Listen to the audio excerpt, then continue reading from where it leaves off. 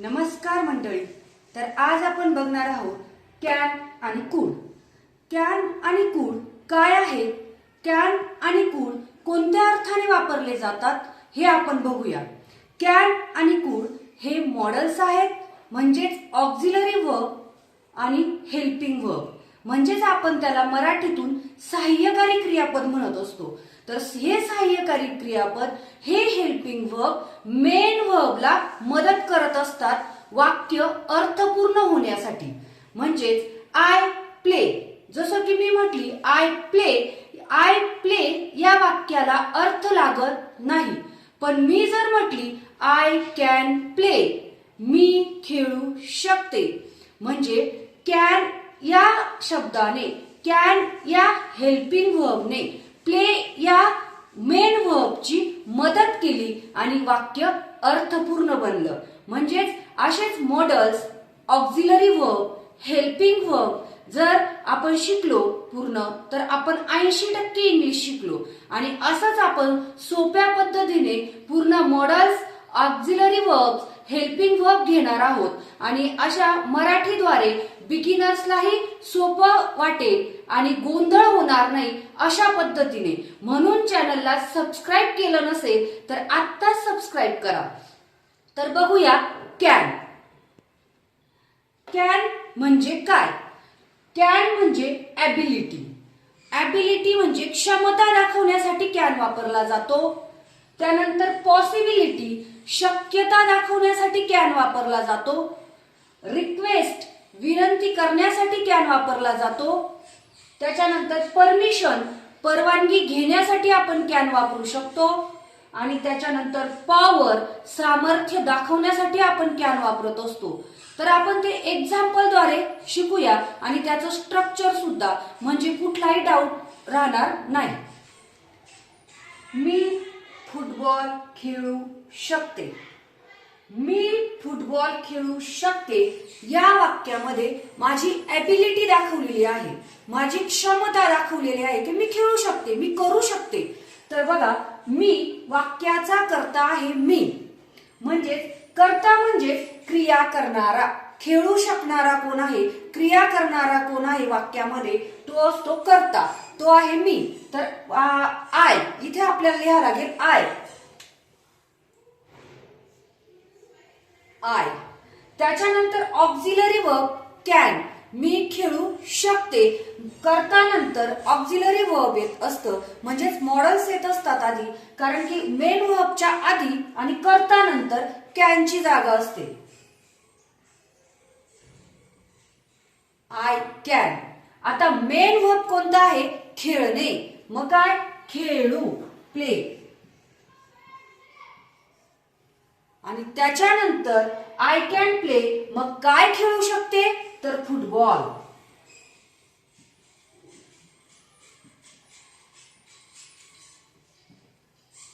I can play football, me football खेळू शकते. ती गाऊ शकते. कर्ता या वाक्यामध्ये गाण्याची क्रिया करणारा जो आहे तो कर्ता, ती आहे शी. शकते कॅन. शी कॅन गाणे, सिंग, म्हणजे ती गाणं गाऊ शकते, ती गाऊ शकते. हे वाक्य तयार झालं. म्हणजेच काय, तर याचं स्ट्रक्चर काय आहे, म्हणजे यावरून आपल्याला लक्षात आलं की कॅन हा वर्तमान काळामध्ये वापरला जातो. कॅन म्हणजे आपली ॲबिलिटी, परमिशन घेण्यासाठी असो किंवा सामर्थ्य दाखवण्यासाठी असो, तर हा कॅन जो आहे तो वर्तमान काळामध्ये वापरला जातो. या वर्तमान काळामध्ये ज्या आपण क्रिया करतो त्याच्यासाठी आपण वापरू शकतो. तर त्याचं स्ट्रक्चर काय बनतंय, तर सब्जेक्ट. सब्जेक्ट म्हणजे कर्ता plus auxiliary verb can plus S plus can, subject plus can, main verb V1. V1 म्हणजे क्रियापदाचं मूळ रूप, म्हणजे पास्ट मध्ये पण करायचं नाही, तिसरं रूप पण आपल्याला करायचं नाहीये, आणि मूळ रूप म्हणजे जे आहे ते वर्तमान काळातलं आपल्याला राहू द्यायचं आहे कर्तानुसार. S plus can plus V1 plus object, उरलेलं वाक्य जॉईन करायचं आहे. इथे आपल्याला कॅन समजला आहे. मला ॲबिलिटी दाखवण्यासाठी, माझं सामर्थ्य दाखवण्यासाठी आता आपण बघणार आहोत की माझ्याकडे ॲबिलिटी नाही, याच्यासाठी सुद्धा आपण कॅन वापरत असतो. माझ्यात ती क्षमता नाही, मी ते करू शकत नाही, हे म्हणण्यासाठी सुद्धा आपण कॅनचा कसा उपयोग करतो. ती चालू शकत नाही म्हणजे तिच्याकडे चालण्याची क्षमता नाही, ती अक्षमता दाखवते या वाक्यामध्ये. तिची अक्षमता म्हणजे तिच्याकडे चालण्याची क्षमता नाही, ती चालू शकत नाही. तर यासाठी सुद्धा कॅनचा वर्तमान काळामध्ये कसा उपयोग केला जातो तर बघूया. ती चालू शकत नाही, वाक्याचा कर्ता आहे ती, म्हणजे चालण्याची क्रिया ती करू शकत नाही. शी. आता इथे आहे कॅन नॉट आपल्याला वापरायचं आहे, कारण ती चालू शकत नाही, निगेटिव्ह वाक्य आहे, अक्षमता दर्शवत आहे, म्हणजेच कॅन नॉट. कॅन नॉट वापरत असताना दोघांमध्ये अंतर सोडायचं नाही, आणि जर कॅन नॉट तर वापरू शकतो, पण आपण इथे कांट सुद्धा वापरू शकतो. Can't, can not, can't. She can not, can't.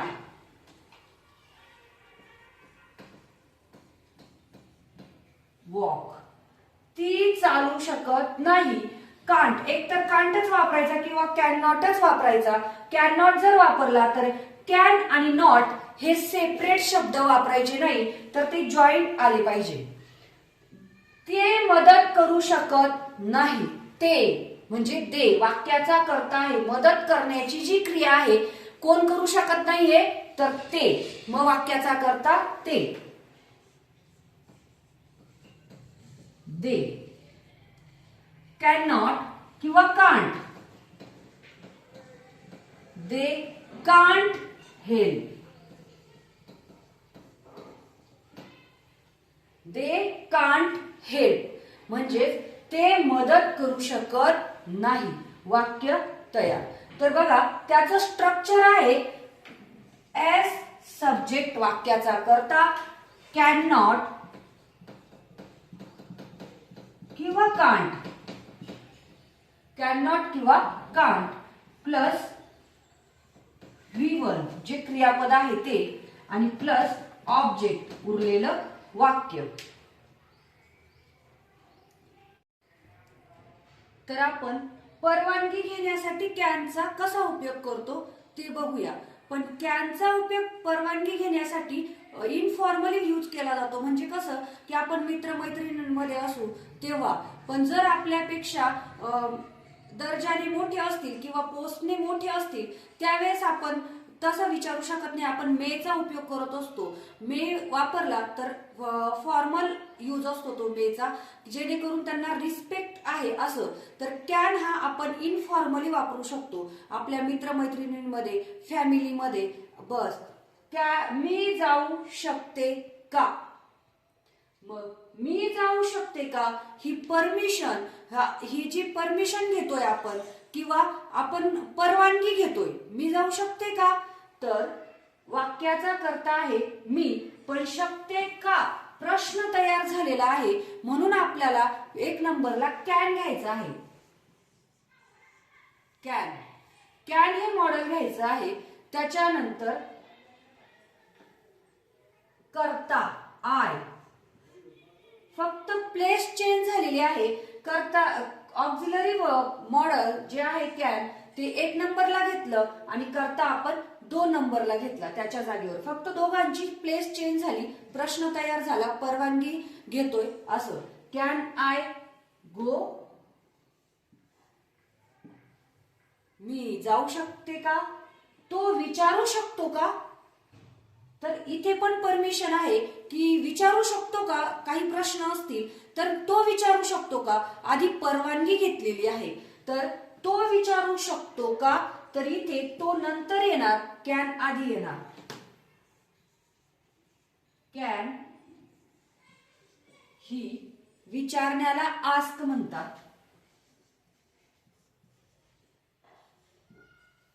Can he ask, तो विचारू शकतो का. तर याचं स्ट्रक्चर आता आपल्याला समजलं असेल की आधी घ्यावा लागतो आपल्याला कॅन प्लस सब्जेक्ट प्लस क्रियापद आणि पुढे जर काही वाक्य असेल तर ऑब्जेक्ट, म्हणजे उरलेलं वाक्य त्याला जॉईन करून द्यायचं. म्हणजे वाक्य कितीही मोठं असो, जर वाक्य रचना कळाली तर आपल्याला अंडरस्टँडही होतं आणि लिहिताही येतं. आता हे वाक्य आहे विनंती, रिक्वेस्ट. आपण कशी करतो कॅनने, पण मोस्टली रिक्वेस्ट साठी कुड वापरला जातो. कॅन हा इनफॉर्मल आहे. आपले समवयस्क लोक असतील, फॅमिलियर असतील, त्यांच्यामध्येच आपण कॅन वापरू शकतो. तर ऑफिशियल मध्ये म्हणजे प्रिन्सिपल सर असतील, स्टुडंट टीचरचं कम्युनिकेशन असेल त्यावेळेस आपण कुड वापरू शकतो. आणि फॉर्मली कुडचाच उपयोग होत असतो आणि मोस्टली कुडचाच उपयोग होत असतो. पण तरी पण वाक्य माहिती बसावं म्हणून मी हे वाक्य घेत आहे. तर तुम्ही मला मदत करू शकता का. मग ही आहे रिक्वेस्ट. मग आपण मित्रमैत्रिणींना म्हणतो की मला मदत करू शकता का, त्यावेळेस आपण कॅनचा वापर करू शकतो. तर बघा, तर आता कॅन हा आधी येणार आहे. मग मदत करू शकता का आधी कॅन. मदत करणारा कोण आहे, तुम्ही. क्रिया कोण करणार आहे, तुम्ही. म्हणून कॅन यू. Can you. आता क्रिया काय करणार आहोत, मदतीची. Can you help. आणि हेल्प कोणाला करायची आहे, मला, म्हणजे मी, मी. कॅन यू हेल्प मी, तुम्ही मला मदत करू शकता का. त्याचं उत्तर आपण जर द्यायचं ठरलं तर एस आय कॅन असं म्हणू शकतो. पण कॅन कसा मोठं कितीही वाक्य असू द्या, पण कसं वापरलं जातं किंवा सिक्वेन्स आपल्याला जर माहित असेल तर नक्कीच आपण किती मोठं वाक्य असेल तरी बोलूही शकतो, अंडरस्टँडही करू शकतो आणि लिहूही शकतो. तर कसं, कॅन ऑक्झिलरी वर्ब शकतो का आधी आला प्रश्न तयार करण्यासाठी, आणि जो करणारा आहे क्रिया तो आपल्याला कर्ता म्हणून घ्यायचा असतो. त्याच्यानंतर जी क्रिया आहे ती घ्यायची असते. त्याच्यानंतर ऑब्जेक्ट घ्यायचा असतो. उरलेलं वाक्य किंवा ज्याला मदत करायची आहे तो झाला ऑब्जेक्ट. तर चला आपण कुड बघूया. आता कुड आपण बघणार आहोत. तर कुड हा कॅनचा पास्ट आहे. म्हणजे वर्तमान काळामध्ये आपण कॅन वापरला, मी करू शकते.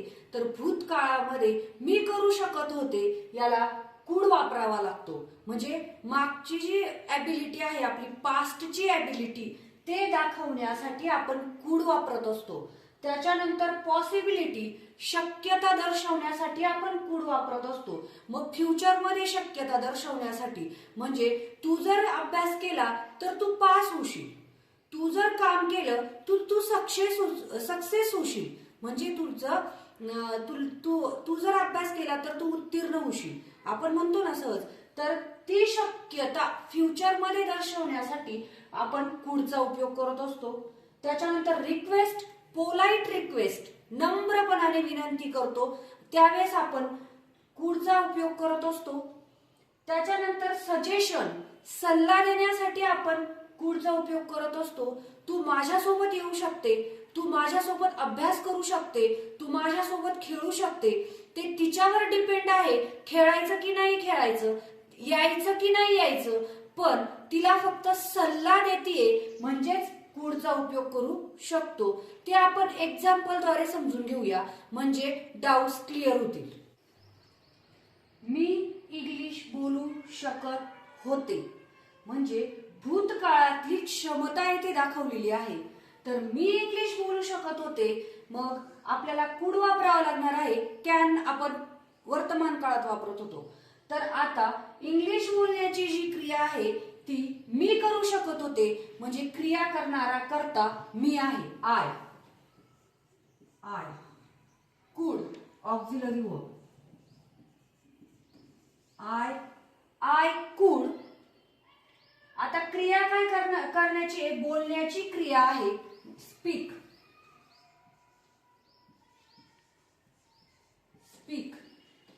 आणि काय बोलण्याची क्रिया आहे, इंग्लिश.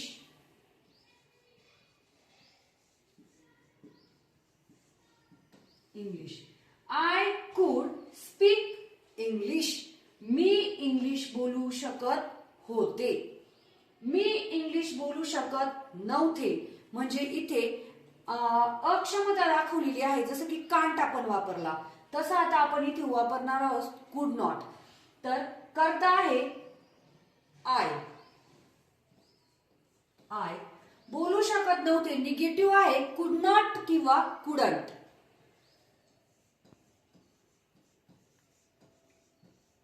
कुड नॉट किंवा कुडंट.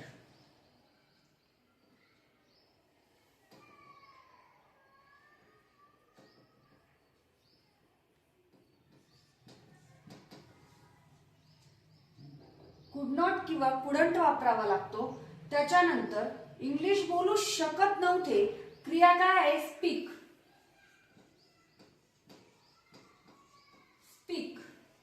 इंग्लिश.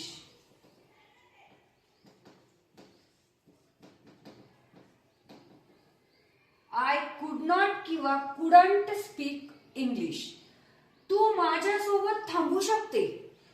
हा सल्ला देते मी.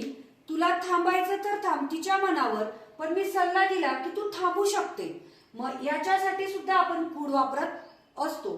मग तू, यू, थांबण्याची क्रिया करणारी आहे तू, म्हणून आपण यू कुड स्टे. यू कुड थांबणे, स्टे म्हणजे क्रिया कोणती आहे, थांबण्याची. यू कुड स्टे कोणासोबत, माझ्यासोबत. सोबत आधी विथ मी. यू कुड स्टे विथ मी. तू माझ्यासोबत थांबू शकते. सल्ला. आता अजून काही एक्झाम्पल सांगता का? म्हणजे इथे आपण विनंती करतोय आणि ही आहे फॉर्मल, म्हणजेच आपण नम्रपणाने विनंती करतोय. मग या प्रकारची विनंती आपण केव्हा करतो, एखादा सर्वंट असेल आणि तो त्याच्या बॉसकडे विनंती करत असेल, पुन्हा हे सांगता का, म्हणजेच त्यावेळेस कुडचा उपयोग होत असतो. म्हणजेच फॉर्मल ठिकाणी, ऑफिशियल लँग्वेजमध्ये कुडचा जास्त प्रमाणात उपयोग होतो. आणि नम्रपणाने विनंती आपल्याला करायची असेल तेव्हा कुडचा उपयोग होत असतो. म्हणजेच बघा इथे वापरणार आहे, कृपया हे वाक्य पुन्हा सांगता का, कुड यू प्लीज.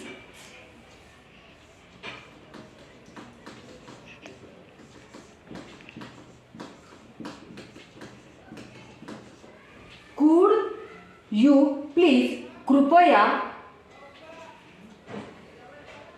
आता काय क्रिया करायची आहे, पुन्हा बोलण्याची क्रिया करायची आहे, म्हणजे repeat.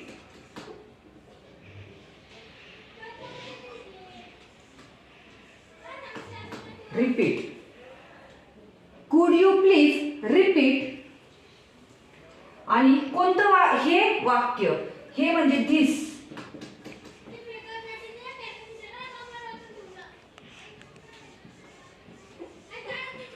This sentence. Could you please repeat this sentence? कृपया हे वाक्य पुन्हा सांगता का. म्हणजे एखाद्या सर्वंटला बॉसकडे जर विनंती करायची असेल तर तिथे कॅन वापरला जाणार नाही, तर आपल्याला नम्रपणाने विनंती करावी लागेल. कुडचा उपयोग शक्यता वर्तवण्यासाठी केला जातो. म्हणजे बसला उशीर होऊ शकतो, तिला उशीर होऊ शकतो, त्याला यायला उशीर होऊ शकतो, त्याला हे काम करायला उशीर होऊ शकतो. म्हणजे शक्यता आहे, असं कन्फर्म आहे असं नाही, तर शक्यता आहे. तर त्याचे आपण काही वाक्य घेऊया. तिला उशीर होऊ शकतो. आता उशीर होणार कोणाला आहे? तिला. म्हणजे वाक्याचा कर्ता शी.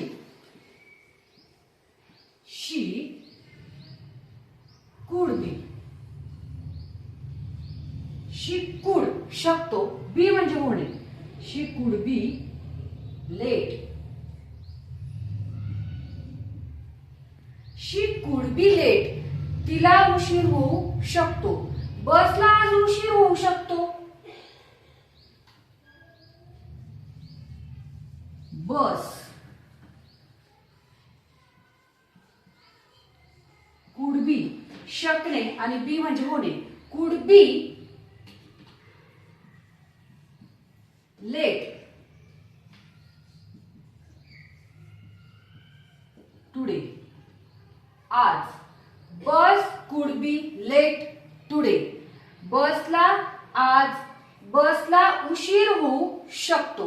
म्हणजे वाक्याचा कर्ता, नंतर कुड बी आणि नंतर क्रिया आहे लेट होण्याची, लेट आणि आज. म्हणजेच वाक्याची रचना काय आहे ते आता तुम्हाला समजलंच असेल. जर तू काम केले तर तू यशस्वी होशील. म्हणजे भविष्य काळामध्ये शक्यता वर्तवलेली आहे. जर आता काम केलं तर यशस्वी भविष्यात होणार आहे. म्हणून आपण इथे कुडचा कसा वापर करतो ते बघूया. इफ, जर म्हणजे इफ. आता काम करणारा कोण आहे? तू. म्हणून आपण करता तू. If you.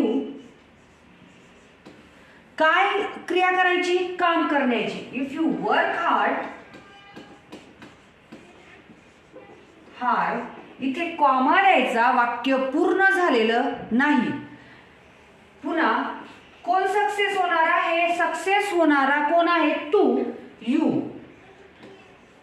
यू कुड. यशस्वी होशील. Could be successful.